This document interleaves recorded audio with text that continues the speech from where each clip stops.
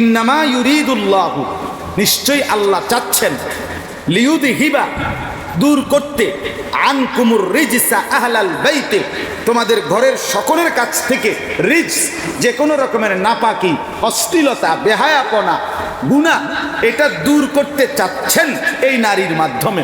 ওয়ায়ুতাহহিরাকুম তাতহীরা, এবং তোমাদেরকে 100 পবিত্র করে দিতে চাচ্ছেন। কি চমৎকার কথা! আল্লাহ তাআলা কতটা শানদার ভাবে বলছে, নারী পবিত্র হবে তো ঘর পবিত্র হবে, নারী নেককার হবে ঘর সুন্দর হবে। আমার বন্ধু, আমার যুবক ভাই, এটা খেয়াল করার বিষয় ভাইয়া, খেয়াল করার বিষয়। লোনা জলে তৃষ্ণা মেটে না, বুঝছেন এই কথা? এটা না না, উদা মাতা লাগেন না, বুঝছেন কথাটা? লোনা জলে কি মেটে না?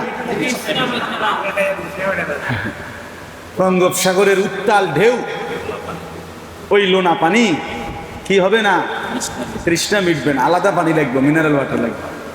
লোনা জলে তৃষ্ণা মেটে, তার মানে ভিন নারী, বদ আখলাকের নারী, গুনাহে জড়িত নারী, অবৈধ প্রেম, অবৈধ সম্পর্ক, বিবাহ বহির্ভূত যে কোনো বেপরদিগি জিন্দিগি, এই নারী লোনা পানি এরে দিয়ে তৃপ্তি হবে না, তৃষ্ণা মিটবে না। লোনা জলে কি মেটে না?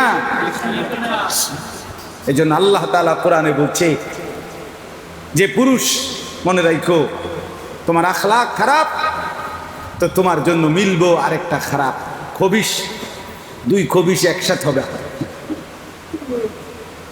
আল খাবিসাতু লিল খাবিসিন, খবিশ মিলবে তোমার। নবীজি বলছে ফজরের নামাজ যে পড়ে না সে খবিশ, হাদিসে। তো মিলবে এরকম আরেক খবিশ, আরেক খবিশ, নাউযুবিল্লাহ।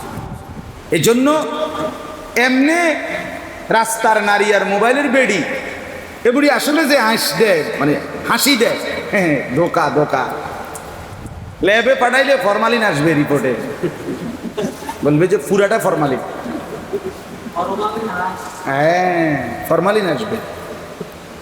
ওই হাসি ধোকা, ওই হাসি কি ধোকা। বেপর্দা নারীর হাসি ধোকা, বেহায়া নারীর হাসি ধোকা। এজন্য যুবক ভাইয়া, লা তাখতার, প্রতারিত হইও না, প্রতারিত হইও। রব্বুল আলামিন যে শাহওয়াত দিয়েছেন সেটা পূরণের হালাল ব্যবস্থাপনা আল্লাহ রেখেছেন।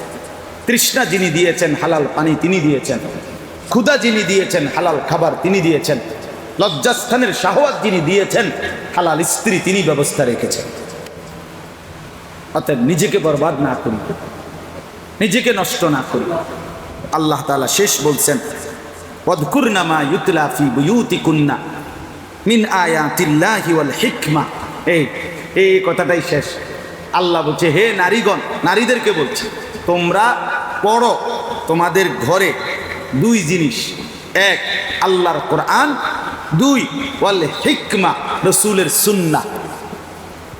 এই জন্য নারী তার ঘরে পড়বে আল্লাহর কোরআন, রাসূলের সুন্নাহ।